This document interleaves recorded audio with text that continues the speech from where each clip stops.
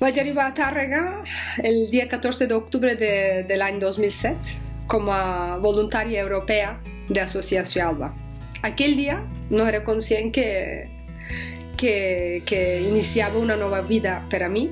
Hacer un voluntariado era una manera para aprender a hacer otras cosas, aprender sobre una cultura, un otro idioma, compartir también, pero sobre todo sentirme solidaria. Por eso hacer el proyecto en una asociación fue muy importante.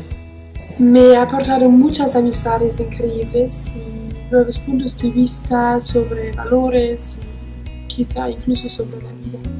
Es para mí el valor de enfocarse en la capacidad de gente y no en la discapacidad. Para mí no solo fue una experiencia profesional, sino que sobre todo personal. And at this moment I really miss all the people, like students from school and all monitors and also Avia and so on. And I truly believe that if you have opportunity, you need to do that because it's really, really great. Ir asesora te enseña mucho sobre ti mismo. Te abre la mente. Lo volvería a hacer sin pensármelo. That showed me a new perspective in life and that opened my heart to different things. Aprendí mucho y tengo grandes recuerdos.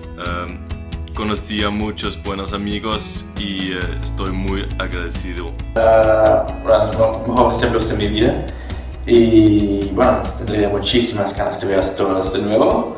Pues un año inolvidable, un año de crecimiento profesional, pero sobre todo un año de crecimiento personal.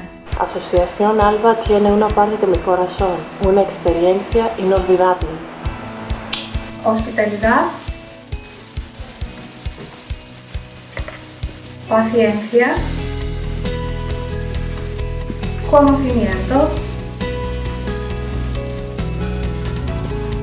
oferta voluntaria y entusiasmo.